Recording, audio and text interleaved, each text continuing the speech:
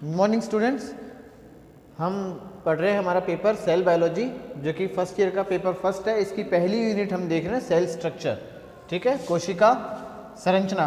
हम इसमें कोशिका भित्ति और उसके कार्य यानी सेल वॉल और उसका फंक्शन ये लोग हम पढ़ चुके थे। अब हम नेक्स्ट टॉपिक स्टार्ट कर रहे हैं हम आज।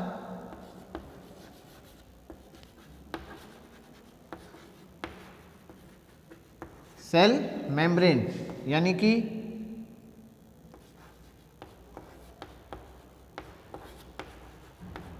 कोशिका झिल्ली।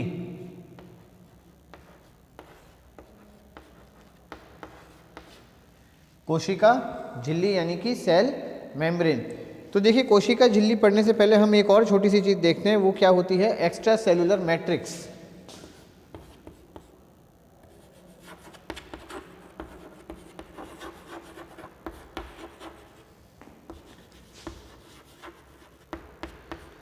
एक्स्ट्रा सेलुलर मैट्रिक्स, इसे बाह्य कोशिकीय मैट्रिक्स भी कहा जाता है। बाह्य कोशिकीय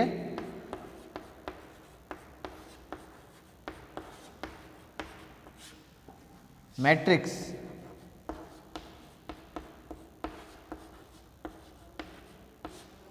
बाह्य कोशिकीय मैट्रिक्स भी इसे कहा जाता है। तो सबसे पहले हम ये समझते हैं कि ये बाह्य कोशिकीय मैट्रिक्स क्या है।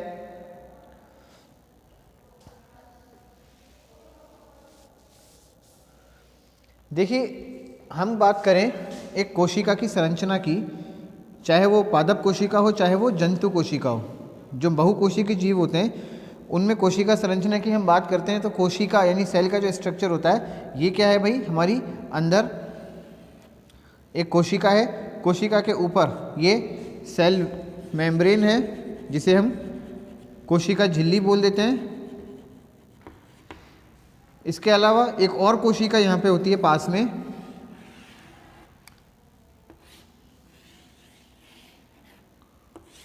यानी कि बहुत सारी कोशिकाएं आसपास होती हैं। तो दो कोशिकाओं के बीच का जो स्थान होता है, जो दो कोशिकाओं के बीच का खाली स्थान होता है, यह खाली स्थान क्या कहलाता है, एक्स्ट्रा सेलुलर मैट्रिक्स।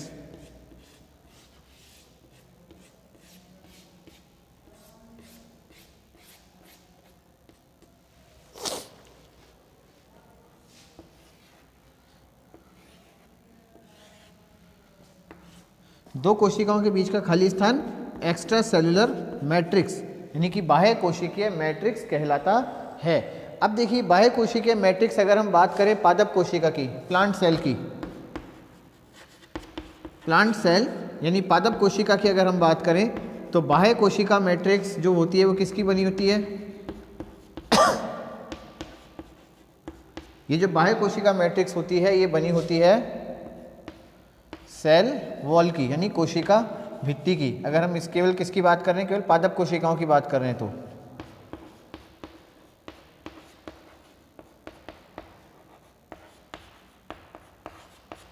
ठीक है, लेकिन चूंकि हम जानते हैं कि जो जंतु कोशिकाएं होती हैं, एनिमल सेल्स होती हैं,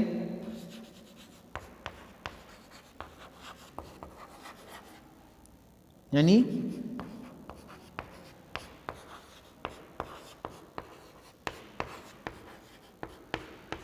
जो जंतु कोशिकाएं होती हैं उनमें सेल वॉल एब्सेंट होती है, उनके अंदर कोशिका भित्ति उपस्थित नहीं होती। ये क्रॉस यहाँ लगाया, इसका मतलब ये नहीं कि प्लांट सेल में नहीं है, प्लांट सेल में तो उपस्थित होती है, लेकिन जंतु कोशिकाओं में ये जंतु कोशिकाओं में ये सेल वॉल जो होती है ये एब्सेंट होती है। तो इस सेल वॉल के जैसा ही एक दूसरा स्ट्रक्चर, ठीक है ना, इस कोशिका भित्ति के जैसी ही एक दूसरी संरचना जंतु कोशिकाओं के अंदर भी उपस्थित होती है, पाई जाती है। ये क्या कहलाती है, एक्स्ट्रा सेलुलर मैट्रिक्स। ये क्या कहलाती है भाई, एक्स्ट्रा सेलुलर मैट्रिक्स। तो अब मैं एक बार फिर से समझा रहा हूँ। एक्स्ट्रा सेलुलर मैट्रिक्स जो है, दो कोशिकाओं के बीच का जो खाली स्थान होता है वो होता है, दो कोशिकाओं के बीच का जो स्थान में जो तरल द्रव्य भरा रहता है या जो भी मास होता है, जो द्रव होता है, उसे एक्स्ट्रा सेलुलर मैट्रिक्स यानी बाह्य कोशिकीय मैट्रिक्स कहते हैं। यह बाह्य कोशिकीय मैट्रिक्स यानी extracellular matrix plant cell में कोशिका भित्ति की बनी होती है। इसलिए प्लांट सेल में, पादप कोशिकाओं में हम एक्स्ट्रा सेलुलर मैट्रिक्स जो शब्द है उसका उपयोग नहीं करते। अगर हम पादप कोशिकाओं की बात करें तो एक्स्ट्रा सेलुलर मैट्रिक्स शब्द का उपयोग नहीं होता, क्योंकि वहाँ पे कोशिका भित्ति उपस्थित होती है।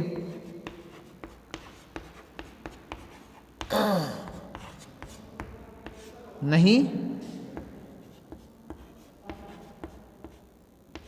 होता, ठीक है। लेकिन यह एक्स्ट्रा सेलुलर मैट्रिक्स जंतु कोशिकाओं के अंदर, प्राणी कोशिकाओं के अंदर पाई जाती है। यह जो एक्स्ट्रा सेलुलर मैट्रिक्स होती है, यह कोशिका कला यानी कि जो कोशिका झिल्ली होती है इसके बाहर होती है, ठीक है। Extracellular matrix it is present outside the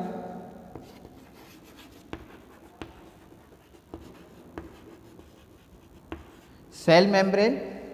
जिस तरह से कोशिका भित्ति जो होती है ये भी सेल मेम्ब्रेन के बाहर होती है, ठीक उसी तरह से जंतु कोशिकाओं के अंदर एक्स्ट्रा सेलुलर मैट्रिक्स, बाह्य कोशिकीय मैट्रिक्स कोशिका कला यानी कोशिका झिल्ली यानी सेल मेम्ब्रेन के बाहर होती है, ठीक है।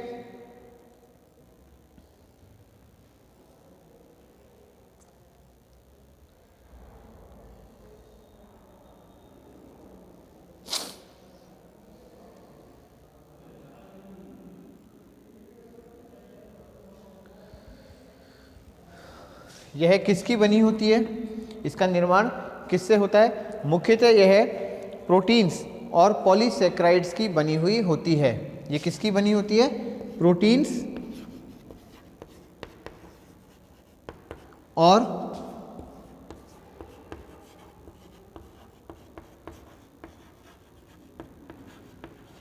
पॉलीसेक्राइड्स की बनी हुई होती है।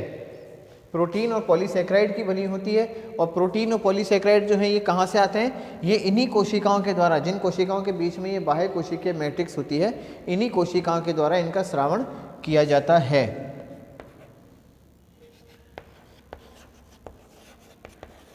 सीक्रेटेड लोकली, सीक्रेटेड लोकली यानी कि इन्हीं कोशिकाओं के द्वारा इनका स्रावण किया जाता है।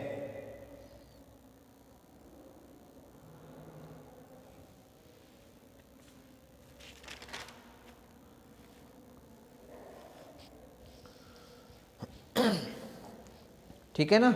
हम फिर से बात करते हैं। देखिए, एक्स्ट्रा सेलुलर मैट्रिक्स यानी बाह्य कोशिकीय मैट्रिक्स जंतु कोशिकाओं के अंदर पाई जाती है। पादप कोशिकाओं के अंदर एक्स्ट्रा सेलुलर मैट्रिक्स की जगह कोशिका भित्ति उपस्थित होती है, तो वहाँ पे वही वो काम करती है जो कि जंतु कोशिकाओं में एक्स्ट्रा सेलुलर मैट्रिक्स, बाह्य कोशिकीय मैट्रिक्स का कार्य होता है। कहाँ होती है? प्लाज्मा मेम्ब्रेन यानी कोशिका झिल्ली के बाहर उपस्थित होती है। तीसरी बात, प्रोटीन और पॉलीसेक्राइड्स की बनी हुई होती है। ये प्रोटीन और पॉलीसेक्राइड उन्हीं कोशिकाओं के द्वारा स्रावित किए जाते हैं जो कि, या जिन कोशिकाओं को ये बाह्य कोशिकीय मैट्रिक्स घेरे हुए रहती है। अब हम देखते हैं कि ये बाह्य कोशिकीय मैट्रिक्स में प्रोटीन्स और पॉलीसेक्राइड्स किस प्रकार के होते हैं।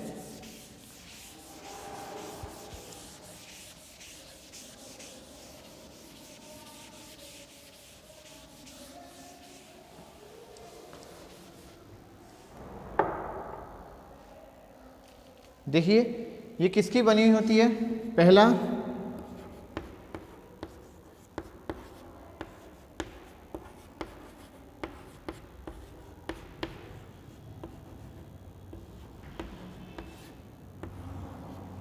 पॉलीसेक्राइड्स और, ठीक है। तो पॉलीसेक्राइड्स जो हैं ये वास्तव में क्या है? ये कुछ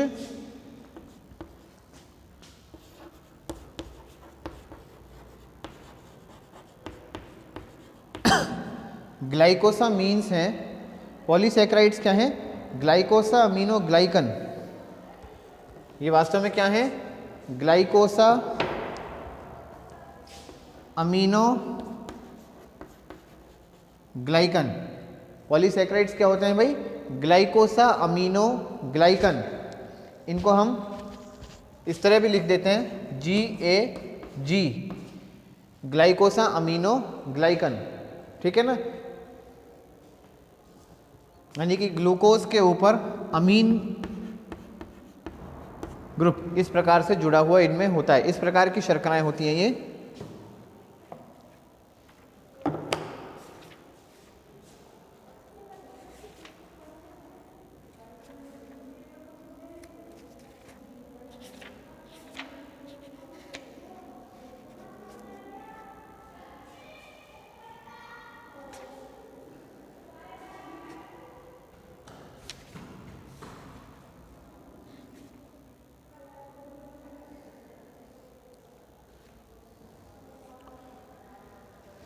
ये जो ग्लाइकोसामिनोग्लाइकन्स हैं ये प्रोटीन के साथ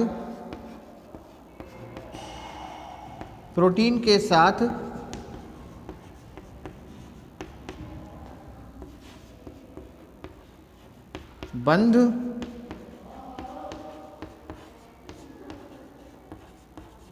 बनाती हैं। ये क्या करती हैं?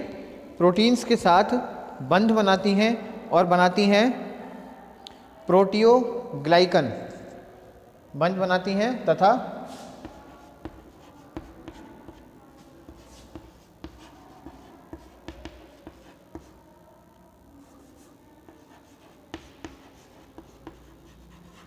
प्रोटियोग्लाइकन्स का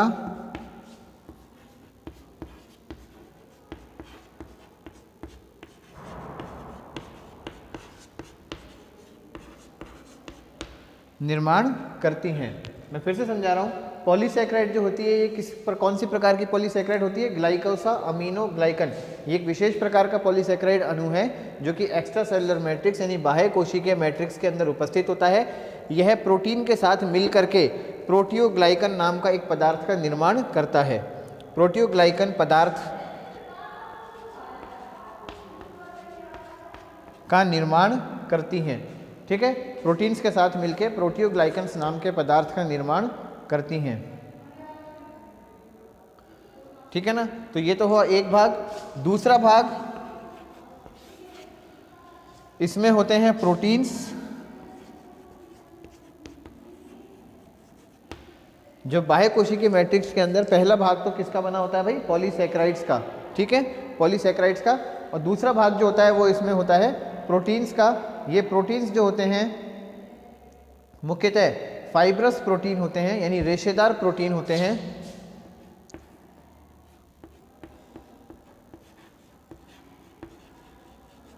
फाइब्रस प्रोटीन्स होते हैं।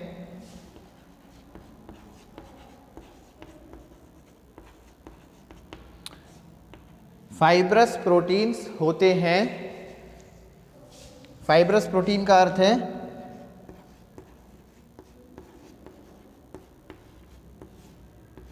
रेशेदार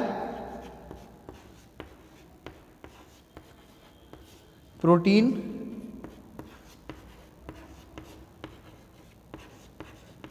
होते हैं।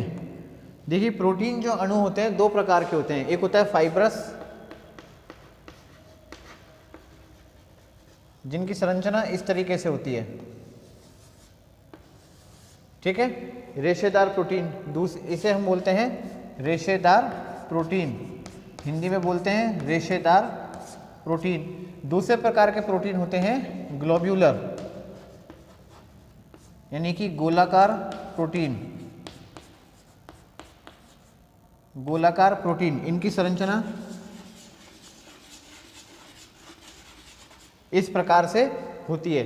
ठीक है, तो जो बाह्य कोशिकीय मैट्रिक्स है उसमें प्रोटीन कौन से प्रकार के पाए जाते हैं? फाइब्रस प्रोटीन यानी रेशेदार प्रोटीन इसमें उपस्थित होते हैं। ये फिर से दो प्रकार के होते हैं। एक होते हैं संरचनात्मक,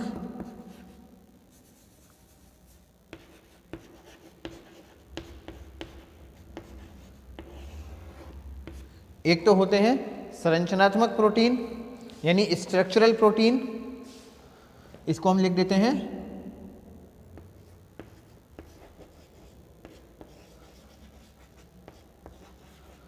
स्ट्रक्चरल प्रोटीन यानी संरचनात्मक प्रोटीन। ठीक है, संरचनात्मक प्रोटीन यानी स्ट्रक्चरल प्रोटीन। ये दो हैं, कोलेजन और इलास्टिक। कोलेजन और इलास्टिन प्रोटीन। कोलेजन और elastin protein.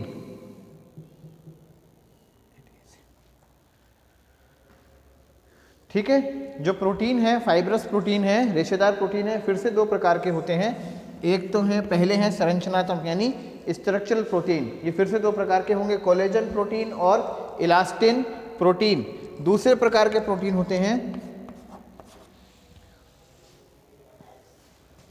Adhesive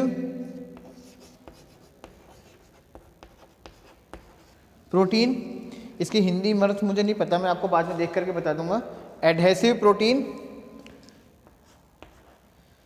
adhesive protein ये फिर से दो प्रकार के होते हैं, फाइब्रोनेक्टिन एंड लैमिनिन।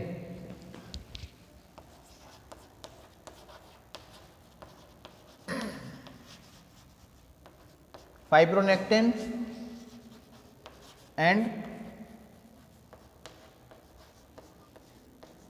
लैमिनिन, फिर से दो प्रकार के हुए, फाइब्रोनेक्टिन एंड लैमिनिन।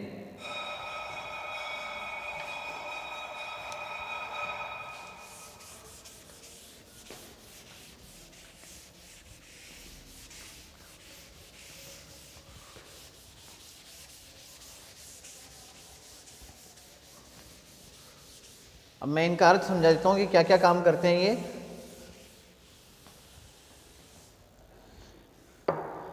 देखिए जो स्ट्रक्चरल प्रोटीन है, संरचनात्मक प्रोटीन है, कोलेजन और इलास्टिन, इनका कार्य तो होता है कि बाह्य कोशिकीय मैट्रिक्स की संरचना का निर्माण करना। ठीक है, बाह्य कोशिकीय मैट्रिक्स की संरचना का निर्माण इन्हीं प्रोटीनों से होता है। कोलेजन प्रोटीन प्रकृति में, ये बहुत इंपॉर्टेंट है, पाया जाने वाला प्रकृति में सबसे अधिक मात्रा में पाया जाने वाला प्रोटीन है। सबसे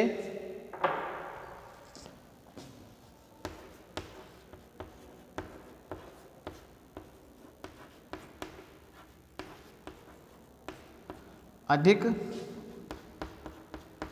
मात्रा में पाया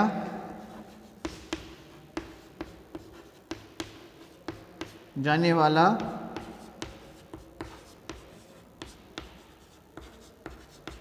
प्रोटीन है। कोलेजन प्रोटीन प्रकृति में सबसे अधिक मात्रा में पाया जाने वाला प्रोटीन है। इसके अलावा मानव शरीर में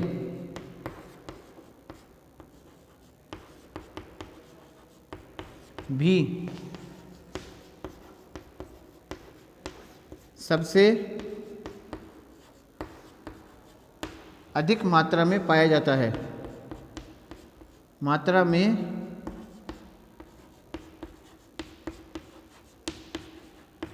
पाए जाने वाला प्रोटीन है। मानव शरीर में भी सबसे अधिक मात्रा में पाए जाने वाला प्रोटीन कौन सा है? कोलेजन।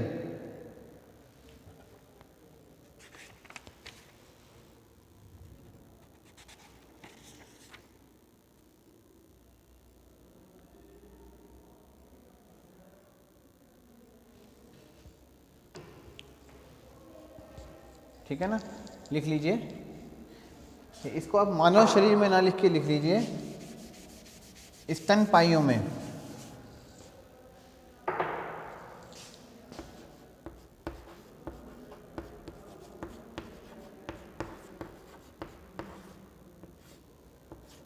स्तनपाइयों में इंग्लिश में लिख लीजिए most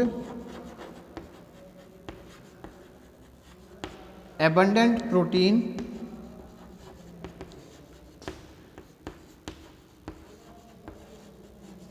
present in nature and in mammals।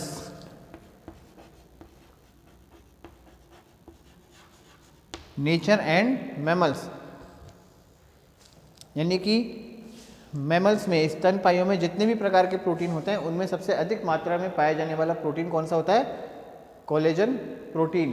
ठीक है, कितनी मात्रा होती है इसकी? 25% of whole protein mass. Whole protein mass, यानी जितने शरीर में जितना भी शुद्ध प्रोटीन का जो वजन होता है उसका 25% प्रोटीन कोलेजन प्रोटीन होता है। मुख्यतः कहाँ पाया जाता है? स्किन और बोन में।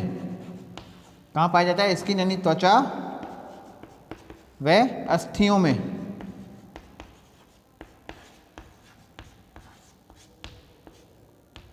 त्वचा व अस्थियों के अंदर ये उपस्थित होता है। ठीक है भाई। ये दोनों प्रोटीन तो संरचना का निर्माण करते हैं। बाह्य कोशिकीय मैट्रिक्स की संरचना का निर्माण इन दोनों प्रोटीनों से मिलकर के होता है। अब दूसरे प्रकार के प्रोटीन हमने देखे थे, ग्लोब्यूलर एडहेसिव प्रोटीन, जो कि कौन से होते हैं? Fibronectin and laminin.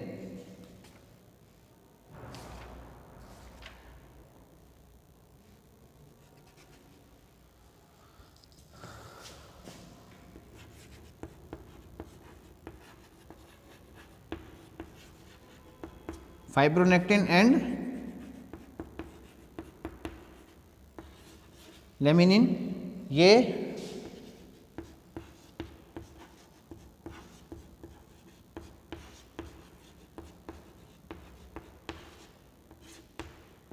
दो कोशिकाओं को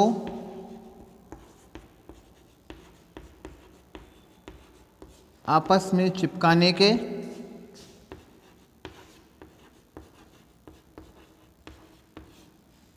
या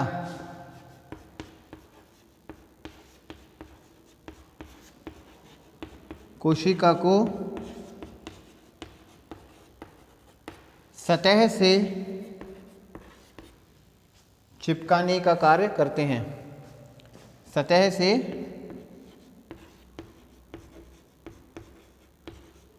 चिपकाने का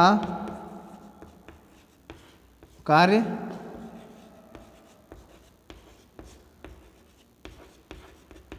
करते हैं। ठीक है ना? यानी ये दो कोशिकाएं हैं, ये दोनों कोशिकाओं को आपस में चिपकाने का कार्य कौन करते हैं? ये दोनों प्रोटीन करते हैं। इसके अलावा यदि कोई कोशिका है और कोशिका को किसी ठोस सतह के ऊपर अगर चिपकाए रखना है तो उसका काम भी यही प्रोटीन करते हैं। जो एडहेशन मैंने आपको लिखा था, एडहेसिव प्रोटीन, उसका अर्थ है ये चिपकाए रखना। ठीक है, उसका अर्थ क्या है भाई? चिपकाए रखना। तो शुद्ध हिंदी मीनिंग मुझे भी नहीं पता, मैं बता दूंगा, लेकिन एडहेशन का मतलब यही है क्या? चिपकाए रखना। ठीक है ना? तो ये इन प्रोटीनों का कार्य होता है। अब हम पढ़ते हैं कि जो एक्स्ट्रा सेलुलर मैट्रिक्स है इसका कार्य यानी फंक्शन क्या है। आप सबसे पहले तो ये लिख लीजिए अपनी कॉपी में।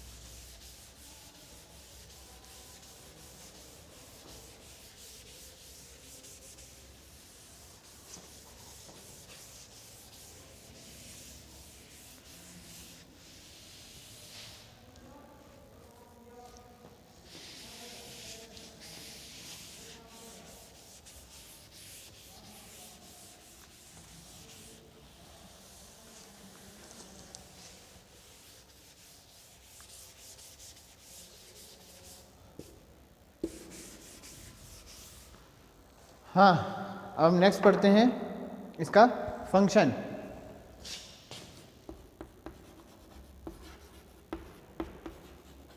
यानी कार्य। तो देखिए, मुख्यतः जो कार्य सेल वॉल का यानी कोशिका भित्ति का होता है वही कार्य वो एक्स्ट्रा सेलुलर मैट्रिक्स का भी होता है। कोई ज़्यादा अलग कार्य नहीं होता ऑफ ECM।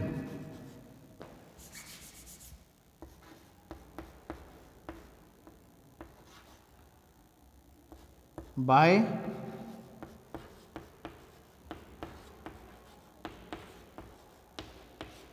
कोशिकीय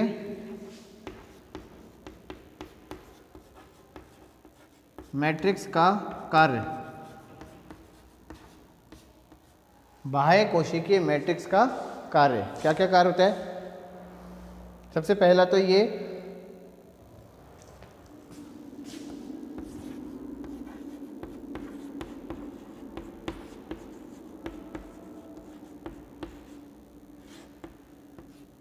कोशिकाओं के दोनों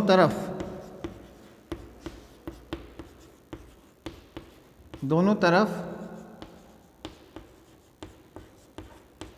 पदार्थों का परिवहन करती हैं।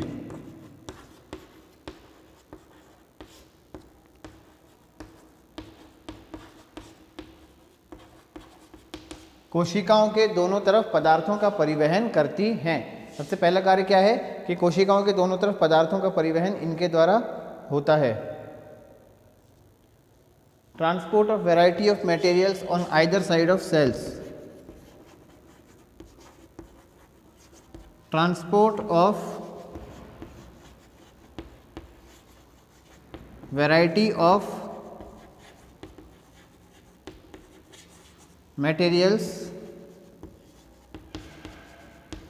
on either side of cells, यानी कोशिकाओं के दोनों तरफ पदार्थों का परिवहन करती हैं। सेल्स के दोनों तरफ मटेरियल्स के ट्रांसपोर्ट में काम आती हैं। दूसरा, ग्राही के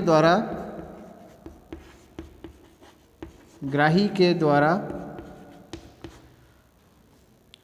विभिन्न संदेशों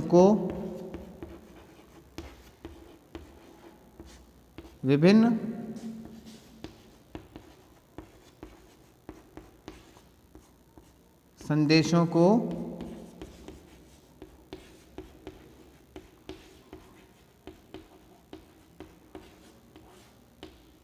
कोशिकाओं तक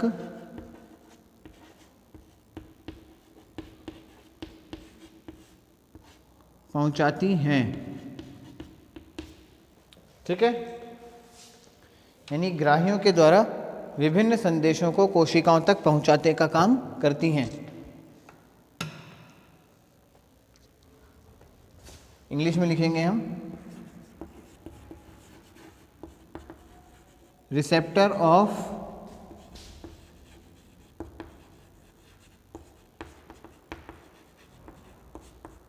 various stimuli, receptor of various stimuli with the help of, receptor नहीं लिखना, recognition,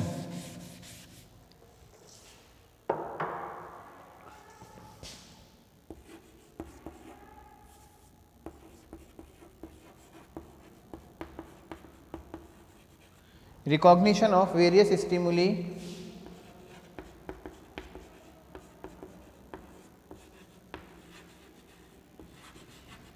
with the help of, बहुत से स्टिमुलीज को रिकॉग्नाइज करना with the help of receptor protein,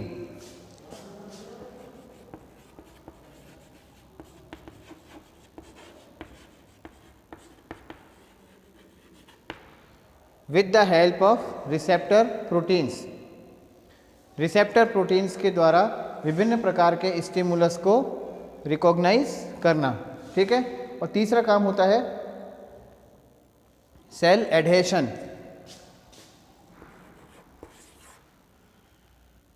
cell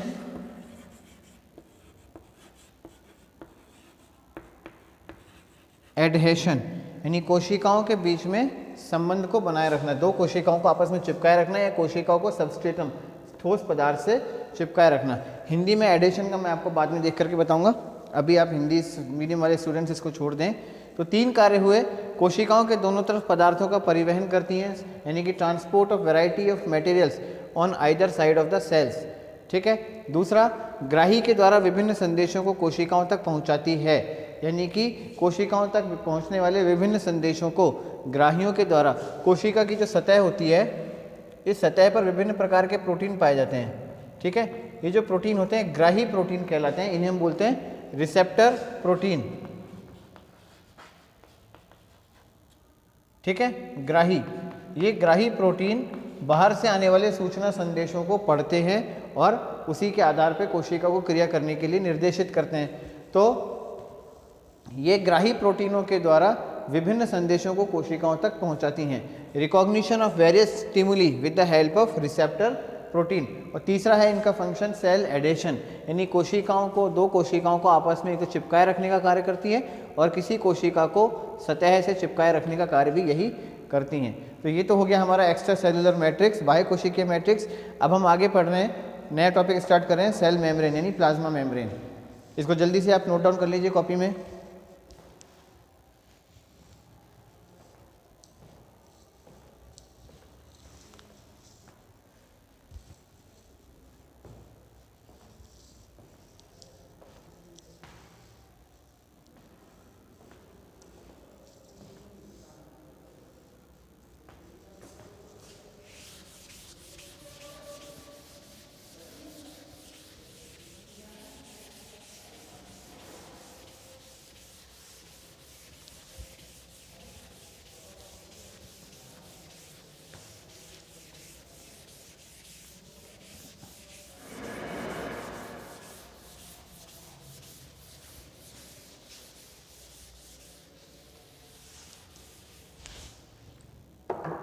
अब हम आ जाते हैं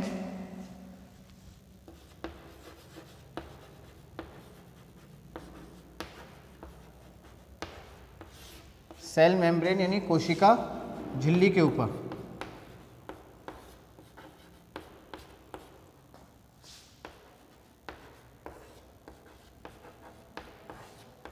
सेल मेम्ब्रेन यानी कि कोशिका झिल्ली के ऊपर अब हम आ जाते हैं।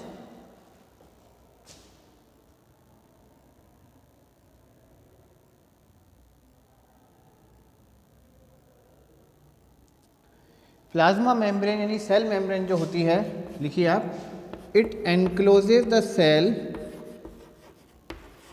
It encloses the cell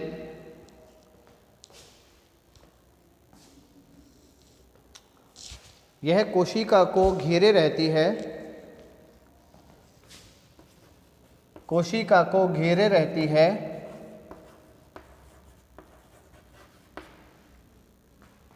it encloses the cell and represents its outer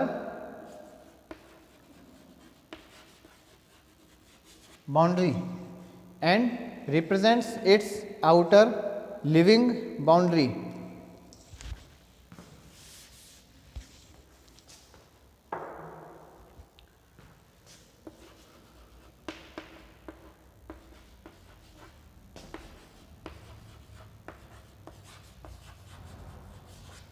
And represents its outer living boundary.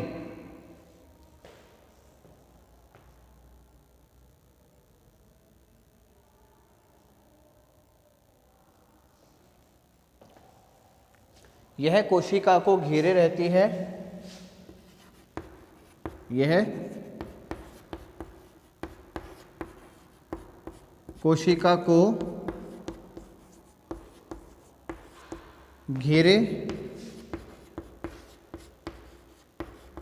रहती है, कोशिका को घेरे रहती है तथा उसकी बाह्य जीवित परत बनाती है, तथा उसकी बाह्य जीवित परत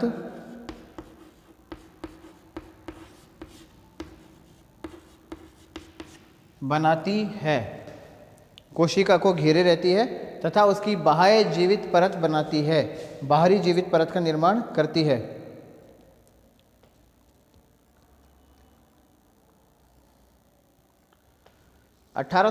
में 1855 में कार्ल नगेली, कार्ल नगेली और क्रेमर व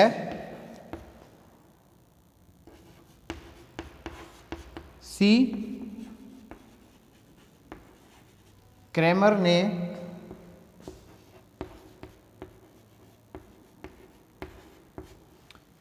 सी नगेली एवं सी क्रेमर ने इसे सेल मेम्ब्रेन कहा।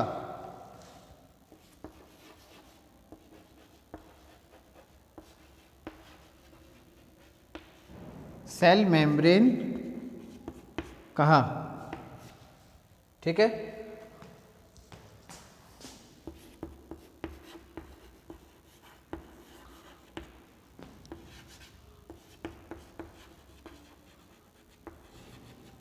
termed it as cell membrane. It as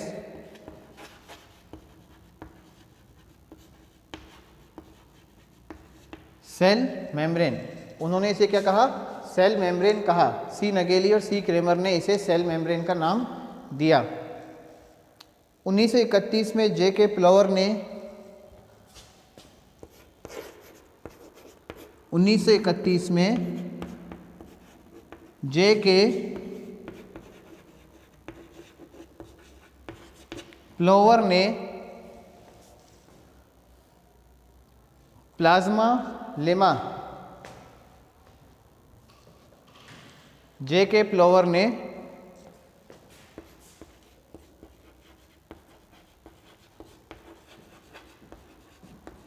plasma lemma कहा। ठीक है, 1931 में जे के प्लवर ने इसे क्या कहा? Plasma lemma.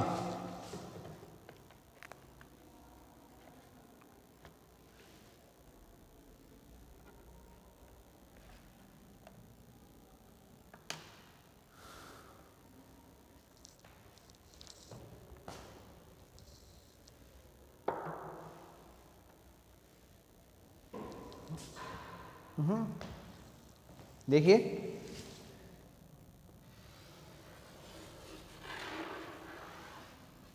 एक कोशिका के सबसे बाहर की जो परत होती है ये क्या कहलाती है? सेल मेम्ब्रेन, यानी कि plasma membrane.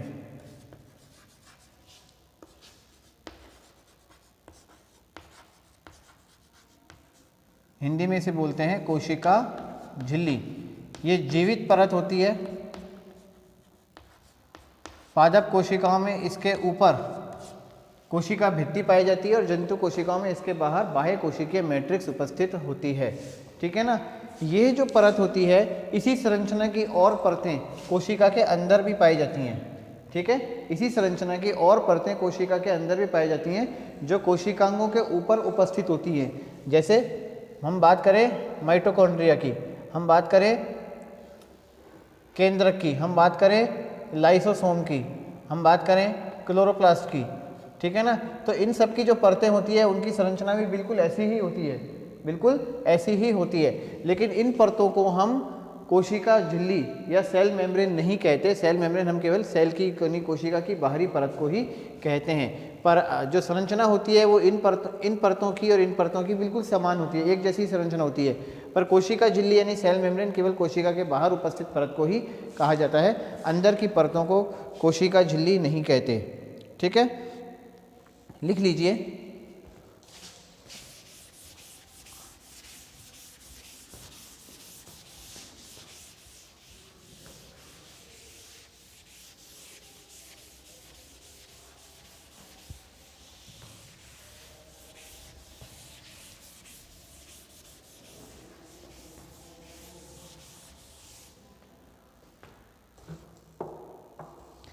Similar membranes also separate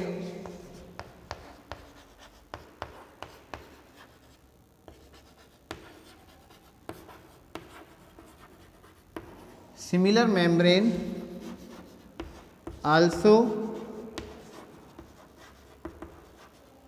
separates cell organelles from cytosol।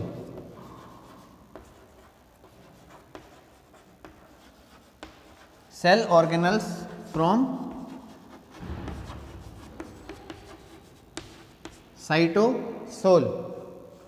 Similar membranes also separate cell organelles from cytosol, but they will not be termed, but they will not be called plasma membrane, but they will not be called plasma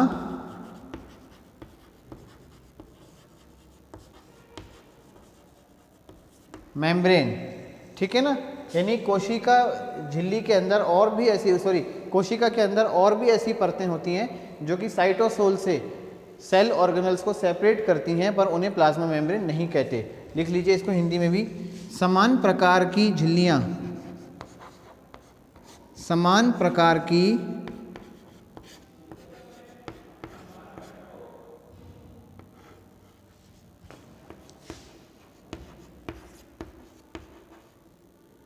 झिल्लियां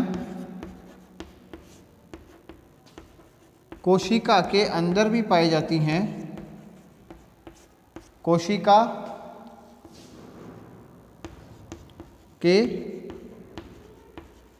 अंदर भी पाई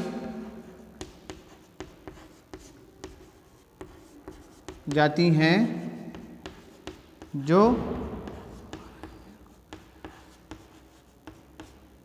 कोशिका को, जो कोशिकांगों को,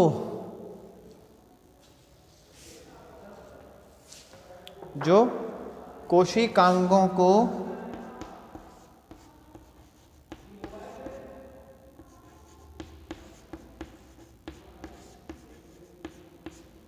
कोशिका द्रव्य से पृथक करती हैं, पृथक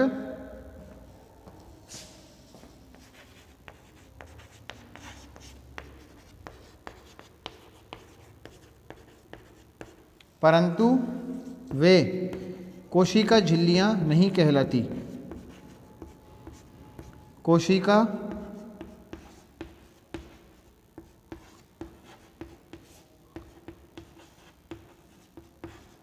नहीं कहलाती,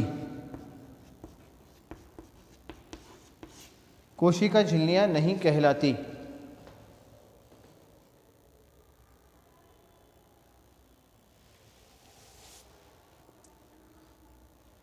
ठीक है, जल्दी लिखिए इसको।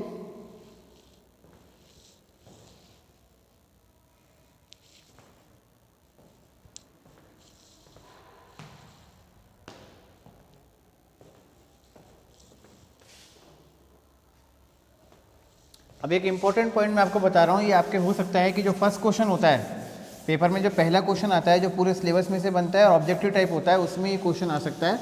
आपको उसको जरूर याद रखना है कि कोशिका झिल्ली के अध्ययन के लिए किस प्रकार की कोशिकाएं काम में ली जाती हैं। ठीक है, क्वेश्चन क्या बनता है, for the study of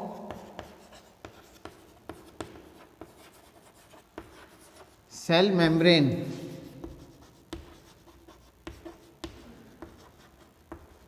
which type of cells are commonly used, which type of cells are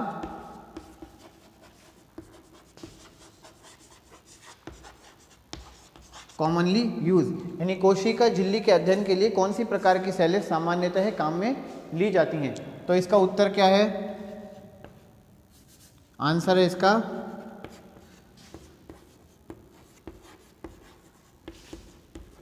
red blood sales, RBC, लाल रक्त कणिकाएं।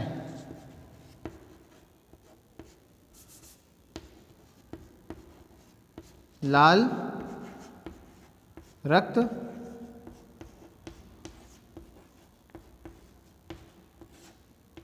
कणिकाएं, क्या है, लाल रक्त कणिकाएं। ठीक है ना भाई, इनका सबसे ज़्यादा उपयोग किया जाता है। क्यों किया जाता है, देखिए सबसे पहले तो ये सरलता से उपलब्ध होती है, ब्लड बैंक से सरलता से ली जा सकती हैं, सरलता से उपलब्ध होती हैं, किसी भी दूसरे प्राणी से भी आसानी से ली जा सकती हैं और प्राणी को इनसे कोई नुकसान नहीं होता। अगर किसी और प्रकार की कोशिकाएं लेंगे तो प्राणी को मारना पड़ेगा, ठीक है ना। इसके अलावा पादपों से भी अगर कोशिकाएं लेंगे तो पादपों के ऊपर सबसे पहले तो कोशिका पर भित्ति होती है। इस कोशिका भित्ति को जब हम तोड़ के कोशिका झिल्ली का अध्ययन करना चाहते हैं तो कोशिका खराब हो सकती है, इसलिए लाल रक्त कणिकाएं लेते हैं क्योंकि ये सरलता से उपलब्ध होती हैं। कोई कोशिकांग इनके अंदर नहीं मिलता, ये बात ध्यान रखना, रेड ब्लड सेल्स के अंदर कोई कोशिकांग नहीं होता, कोई cell organelle red blood cells में नहीं होता। तो जब कोई ऑर्गेनल ही नहीं होता, केवल रेड ब्लड सेल होती है केवल, तो फिर हम क्या करते हैं, जब इससे कोशिका झिल्ली को पृथक किया जाता है तो हमें केवल बाहर की एक ही परत मिलती है, ठीक है ना, बाहर की केवल एक परत मिलेगी।